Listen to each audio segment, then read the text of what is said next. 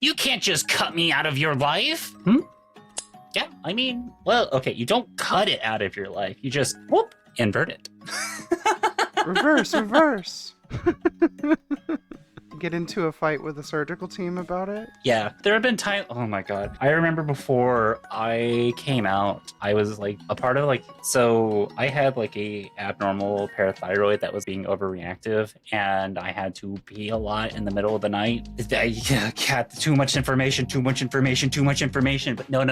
It's related. There were a few times where it was just like, I wanted to just rip the thing off and yeet it into the void and never have to worry about it again because it kept getting in my way and I was getting so annoyed with it. I was just like, would you just fucking leave my body? And it was just, yeah, I would love to just yeet. I'm still recovering from bottom surgery right now, and my polycule is joking that I lost a knife fight with the surgical team.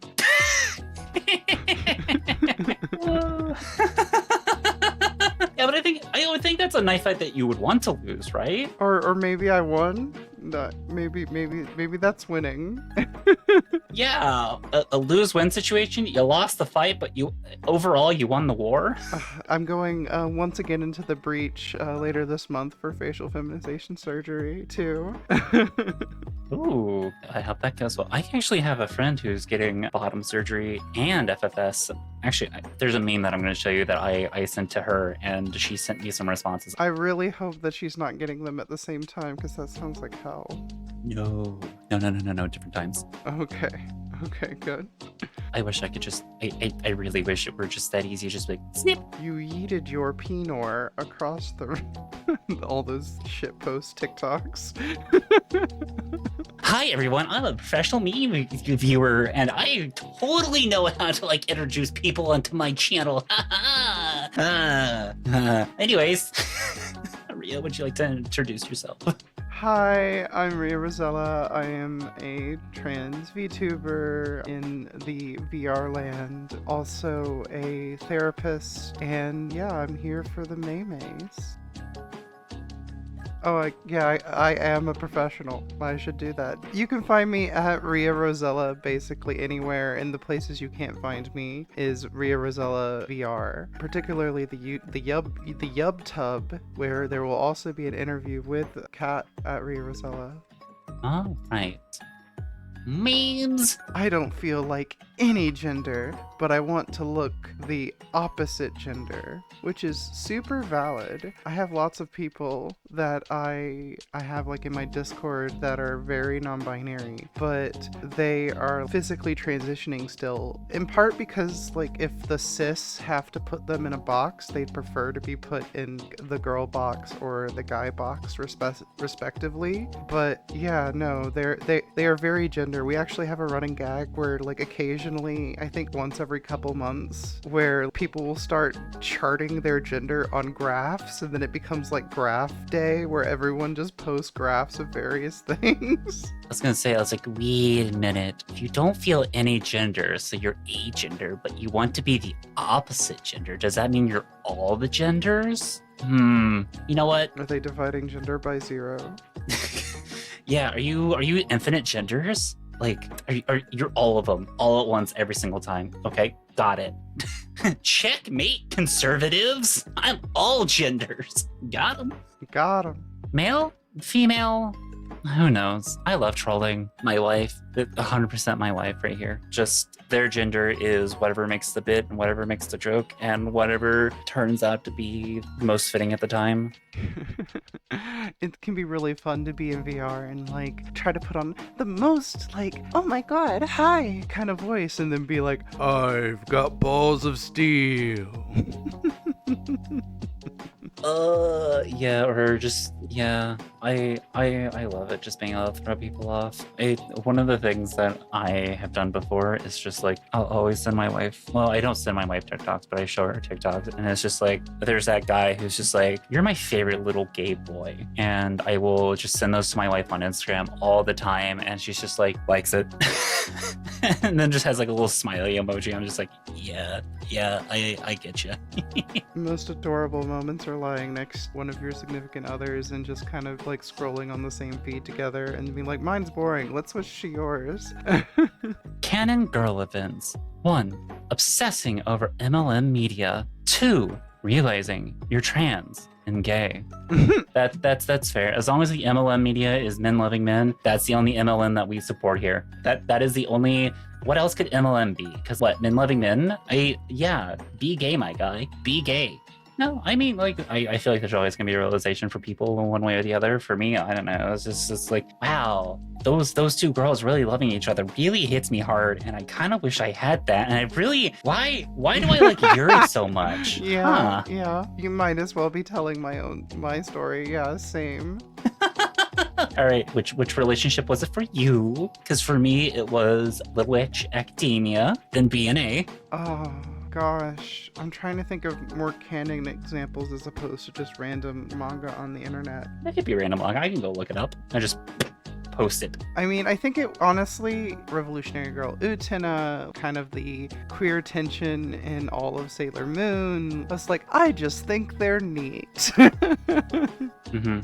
Wait, well, there was one confirmed not queer tension. There was a lesbian couple that they retconned in the United States to be sisters. So no, they were cousins. And that's where I came across it, was them being cousins, and I'm like, that's interesting. No, it's just the amount of erasure that happens in media. Ah, yes, the only true good way to apologize. I sent you a $25 tip. Sorry for misgendering you earlier. Yeah, no, yeah. If you, this is the only way. You've committed a crime. Pay. It's. You have committed a crime against Skyrim and her people. Yeah, I'm sorry. If you would like to make it up to me for misgendering me or dead naming me, this is my Ko-Fi.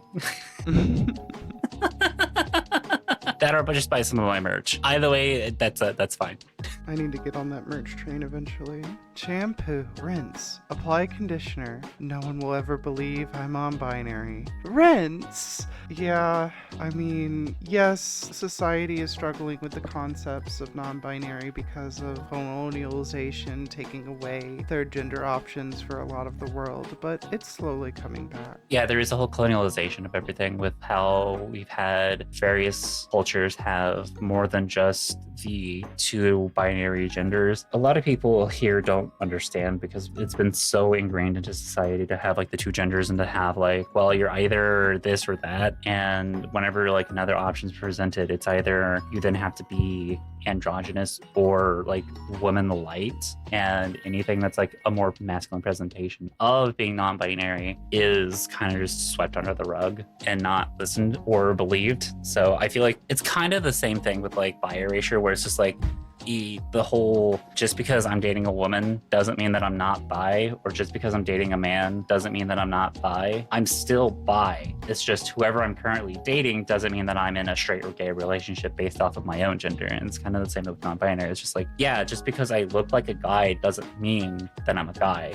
or just because I look like a girl doesn't mean that I'm a girl. My gender presentation and my gender identity are not always going to be the same or lined up to be the same. Instead of bullying the newly out T-girl in thigh highs and an Amazon skirt for being cringe, try letting go of shame you feel towards your past self. Oh gosh, I so deeply relate. I see this all the time in my past self. I see it in new people who are coming out in the work I do. They cringe for liking the stereotypical stuff, and then as they evolve, they cringe that they liked the thing, and it's like this compounding like shame sandwich that gets built as time goes on. Can't catch a break at any part of the journey. No, and the other thing too is just like, I also like, oh my god, because I've been having this a little bit recently. I have had people in my comments on Instagram who are nitpicking at how I sound, and whenever somebody calls them out about it, they just go, well, no, I can't be transphobic because I'm also trans. And it's just like, no, you are transphobic. You're also self-projecting your own insecurities onto somebody else. And you're trying to push this need to conform and this need to pass, which is also then causing a lot of issues within the trans community about one's own self-image and constantly having to worry about the fact that they're not going to pass, when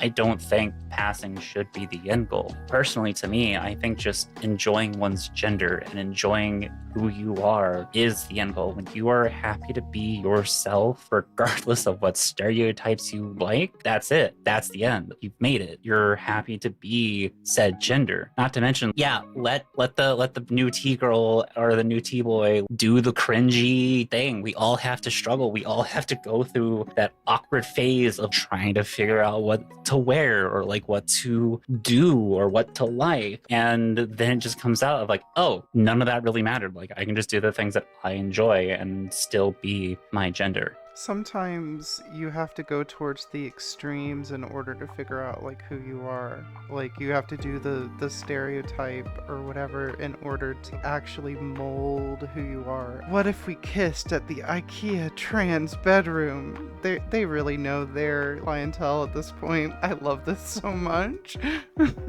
Yeah, they know their audience. They know who their audience is. They know how to pander to us. Just put a monster in there. Now, if they'd only release the limited edition trans pink blowhigh, then they would truly be peak. This is like Subaru catering to lesbians. I'm not gonna lie.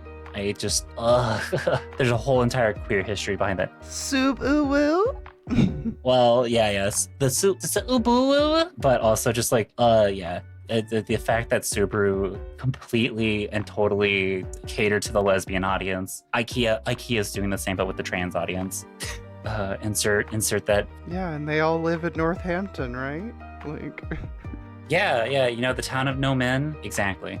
Transitioning won't solve any of your problems, you know. The grass is always greener on the other side of the fence. 10 years later. Blah, blah, blah. You know what? Actually, this is very wonderful over here. I'm so happy that I transitioned. No, it's so real though, because like, I think it's such a weird mentality to have of like, you have to suffer and you have to enjoy the thing that you currently have because if other people have it worse and you can't change anything about your current self. And it's like, no, you can. You can be a better person by doing the things that make you happy and make you feel comfortable in your own skin. So that way you can then be a positive force for others. Mm-hmm. Exactly. Again, I hate the mentality of like, and this is such fucking like old silent generation boomer mentality of like, well, I had to suffer and do this thing, so you have to as well. And it's just no. Like, could we end this cycle? Could we just let people be themselves and enjoy who they are without having to worry about being judged or potentially persecuted or all the things? Mm-hmm. Yeah. Why do we have hands? There are many reasons. Pet the blowhigh, hold the blowhigh, love the blowhigh, teach the blowhigh our history, comrade. They need to be taught history. It is very important for our shorty friends to know their roots. In my home therapy office, I have a Sylveon riding a blowhigh in the background of my shot. Oh, that's amazing. No, but also blowhigh is like the third best cuddler of course. Yes, the third one. I've been told by my lawyers that I have to say third because otherwise my wife and my cats may or may not feel offended if I say first. Just maybe.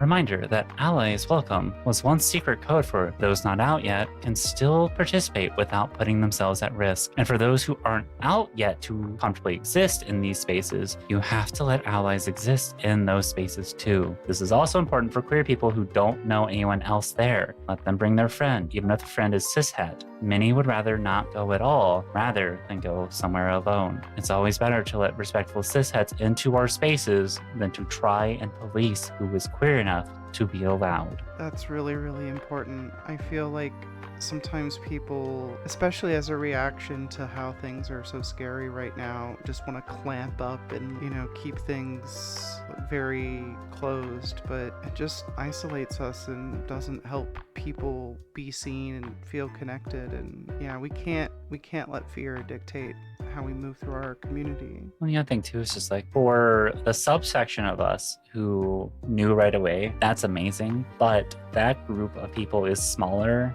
than the rest of us who did have to grow up in fear of our identity, mostly for our own safety, because we were in a very unsafe area. I've spoken about this before of being like, I'm from Missouri, and the area that I grew up in was mostly safe, depending on where you were, for being queer. But if you went outside of that area, immediately dangerous. And I remember whenever I was going and seeing my doctor, for my endocrinologist, for my hormone levels, and we were having a conversation about that because he had made a comment about like how he felt so safe in the area and how he felt like he could like easily go to places and everything. But his wife didn't feel that same way, and he didn't understand why. She's Indian and on a student visa. This was during the start of his administration, like at the end of his first administration. And I looked at him and I said, I know you're not from this area as well, just based off of like our conversations, but your wife is right. This area is not like this city, this place that we are in is okay, but going outside of this area isn't safe because there is such hostility to anybody who isn't white that it is so ingrained in people that it is just a passive response. There, anywhere she goes, someone's going to be looking at her kind of weird and kind of like very cautious of her. And it's the same thing with being trans. And I know it's that case because I witnessed it and I've had to like call people out. Like it wasn't unusual for me to see how separated people were, whether it be based off of their race, their sexuality, or their gender identity, because it's just the thing. And to make sure that people feel comfortable enough to finally express themselves, you have to break down those barriers, you have to deconstruct all that stuff, and you have to understand that people are scared, people are terrified. It's a scary, terrifying thing to finally figure out and admit when you've been told your entire life that you are wrong and you should not exist, or you should not be out and about and be happy about that. You have to hide that, and it's scary. Yeah, sundown towns still exist, especially in rural areas, but even in the burbs, they can kind of sometimes be that way depending on which major locale they're around. It's people have to be concerned about safety, and just because you don't see it doesn't mean it doesn't exist. I've seen this one. I love this one. Me, a cute trans girl trying to fit in with all the cute cis girls. Honestly, still cute. Which one's the cute trans girl? I see all cute girls. What do you mean that there's somebody in there who doesn't look like the others? What? I'm gonna fight you. I'm gonna fight you. In all seriousness, no, I know we do feel like that from time to time, but it is not as dramatic as this meme would make you believe it is. It's just like in your like dysphoria brain. Yeah, well, and that's kind of the thing too. It's just like, again, whenever we try to make the end goal being to pass and to look like the idealized version of a woman, we are just going to hurt ourselves, and we're going to hurt others around us, and we're going to hurt not only just the trans community but women in general, because there's a lot of variation to bodies and not everyone's going to ever fit into the stereotypical mold of what it is to be a woman. Because let's be real here, a lot of people will just want to make just want women to look like Barbie, and that's not reality at all. Oh my god, yeah. I used to work with a family where honestly, they all looked alike. Everyone in the family, guy, mom, they were all built the same body type. They all kind of had a chest, some bigger than others, obviously, but all kind of round, all kind of big. The whole family. I don't get it. Why we have to achieve standards that are impossible ultimately. No, I agree. I like to want to achieve those standards for oneself is fine.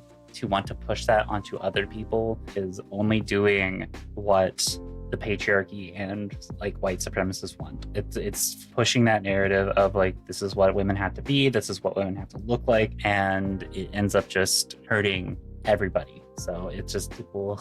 There's going to be a lot of variation to people.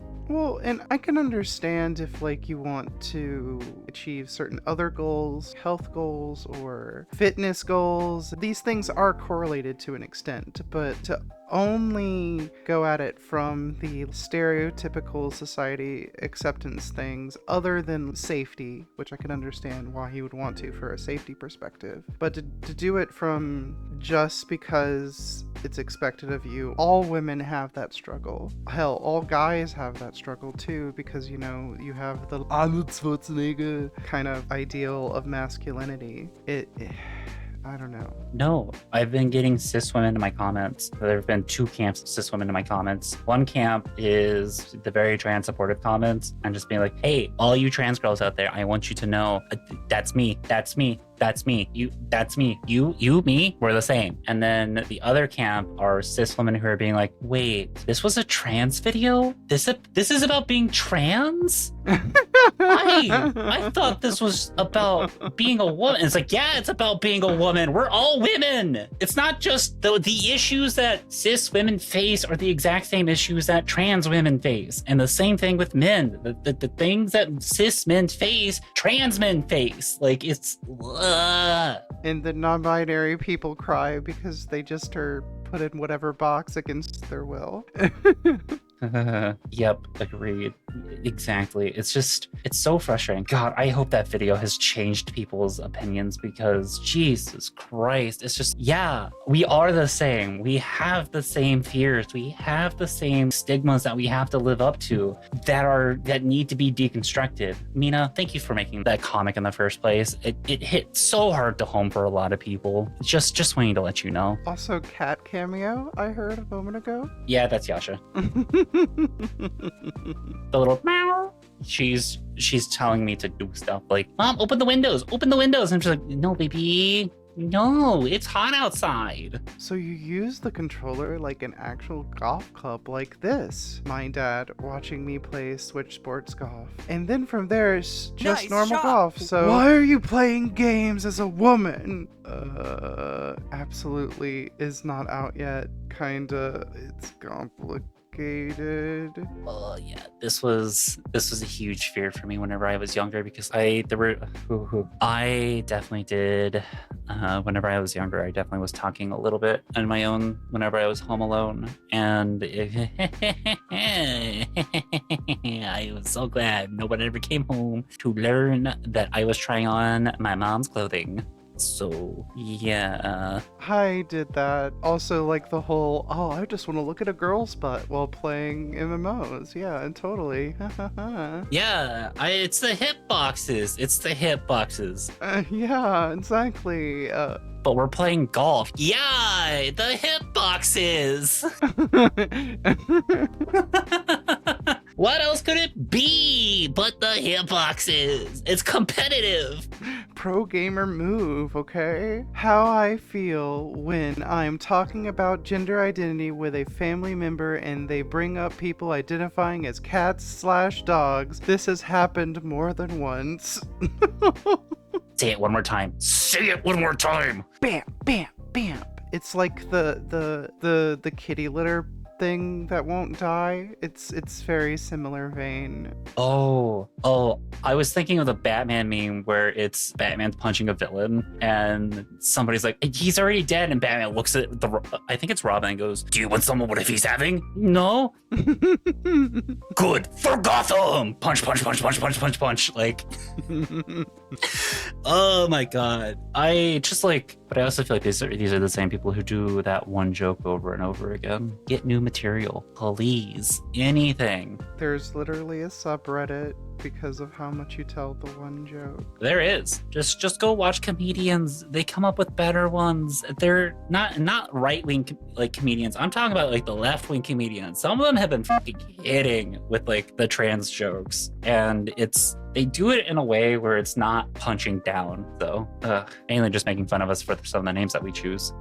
History. What's going on? Historians. And I want a non-gay explanation. It's so real, though. And they were roommates.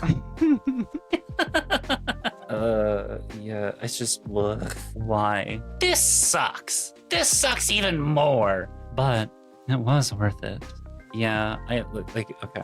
I know I know for a lot of older trans people, myself included, kind of wish that I came out earlier and that I didn't have to go through puberty the first time, but going through it the second time and getting through it for the most part, like I think I still have some time to go. It's been worth it. Like the struggle that I had to go through sucked, and I would never want anybody else to go through it, which honestly will always be fighting for the rights of trans kids to be able to get onto the appropriate medicine so that way they can either postpone a puberty or start making their way towards the puberty that they would prefer.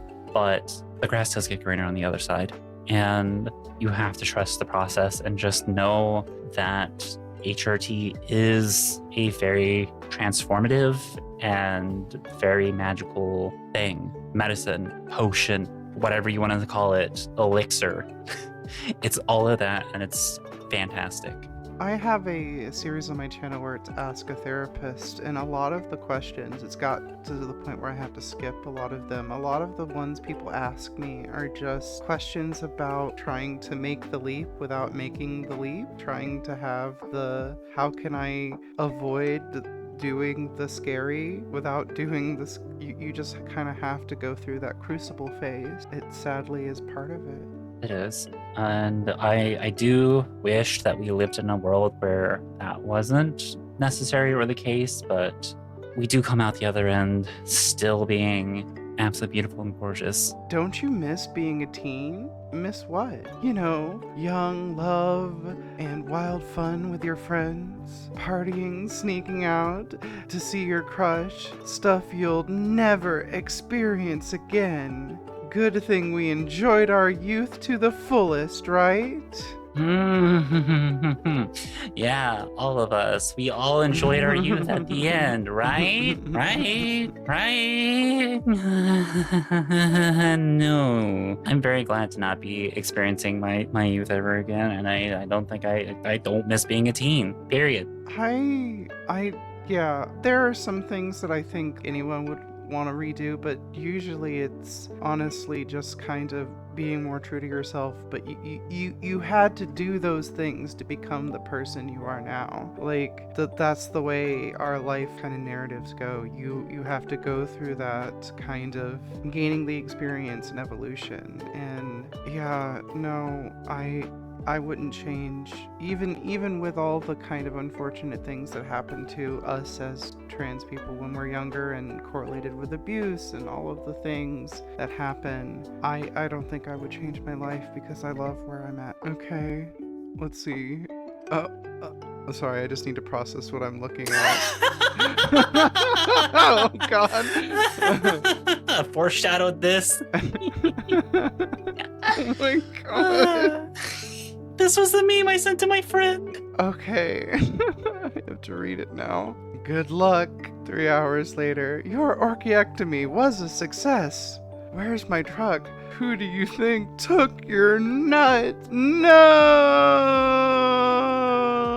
I sent this to my friend, and her immediate response was, "That reminds me, I need truck nuts for my skateboard." And I just immediately responded with a laughing emoji, and she's like, "I want them to violently drag and bounce behind me when I skate." She's so real for that. She is so real for that. I feel that so hard. Ugh. But yeah, every time I also see truck nuts, I'm just like, wow, you just transed your truck by giving them nuts. Crazy how that happens, how you're against trans people, but you give your trucks nuts. It is the most awkward thing in real life to be like in a drive-thru or something and stuck behind one of these. It's like, Yeah, it's so weird. Okay, I will say there was one that got me to actually laugh because it was a truck that had nuts, but like the hardware nuts on a like hanger wire, and then just like a pair of nuts. Okay, that's amusing. And I was just like, I see what you did there. That's pretty clever. That's a good way to throw it back in their face. So I'm glad you enjoyed this one. Stay woke. These cows are trans. Otis is actually canonically trans. It's a beautiful night. I remember when I used to sit out here with your sister. I don't have a sister. Oh yeah, that was you, wasn't it? Aw, I didn't know this. That's cute. The reason why those two characters are canonically trans is because only bulls, the male cows, are not born with udders. Only the females are. And so the fact that Otis has udders means he was born a girl and then transitioned to be a guy later on. And then the milk cow, I don't know what brand that is, because she lacks udders means that she was born a bull and then transitioned later on. And it's not even just the fact that like these two characters are canonically trans, but like you also see this in nature whenever lions and chickens, they'll transition to like then take the position of the male role in nature to like, yeah. But no, trans characters have been canonical for a while. Otis is one. I just wasn't aware with the characters. I think that's kind of neat. Living in the Midwest and living near farms, you know a lot about cows. Mo. Trying to be femme. Truck-coon comes with internalized shame. Shame is rough, but, you know, trying to work on that radical self-acceptance that you can't change the fact that you're trans. So what do you want to do about it, you know? That kind of stuff. It's really important to just look for the crumb of truth when you're feeling shame that you're trying to hide from yourself, and then just work on your best to try to just accept that piece, and then it'll be harder for the shame to connect. Yeah, well, and the other thing too is just the internalized shame is going to kind of just be there, but again, just working with it and trying to not repeat it or trying to learn from it and learn that it's the past. World War III? Nah, I'm trans. Can't go. Transbian noises, transbian noises, transbian noises, transbian noises. Hey, listen. You know, why make war when you can just make love? Just be gay. Just be gay. Gay. That's the simple answer. Just be gay. Like, war? No, absolutely not. Being gay? Yeah, that's the way. I literally pictured your avatar in the meme of the like I have a meme format that's being put into there. It's like going and fighting World War III. No. Being gay? Yeah, that's the way. Welcome to the mountaintop, my child. As a reward for your perilous journey, you may ask one question of the divine. Where's my fucking uterus, God? All things are part of my great and wise plan, my child. Answer the question, asshole. No. Fuck off. No, but seriously, fuck off. Why? Just for a all-knowing, like omnipotent, powerful being. The fuck out of here. Nah. Why didn't you just give us magic? Uno reverse, bitch. Last year's New Year's Eve, I reunited with my mom. We had no contact for 7 years because of complicated reasons. This is the first moment in ages we were sharing a moment like that. In the meantime, I transitioned and she got remarried. It felt very weird, like meeting a completely different person. So, for the first couple of days, there was this little distance, a kind of uneasy feeling between us. Kayla was the reason I got back to her, telling me that if there was any chance that she would be accepting, it was worth a shot.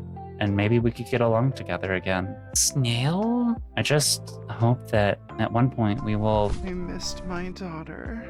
I know that for quite a few trans people, myself not included in this one, a lot of us face family who will reject us for simply being trans. And we may or may not get a response of something along the lines of like, why can't you be gay? Why can't you be normal? Or why can't you be anything else? And that sometimes comes from a parent who wants to protect their kid from things that are happening in the outside world. And I'm not here to defend your parent. I'm not here to say that your parent is at all in the right. They are not. They are completely in the wrong on this one. And it is very much a reactionary response. But I also want to say that some of those parents are going to learn that their response and that their reaction was a complete mistake. And it was more of their own fears and concerns rather than being more worried about your happiness and your enjoyment. Some parents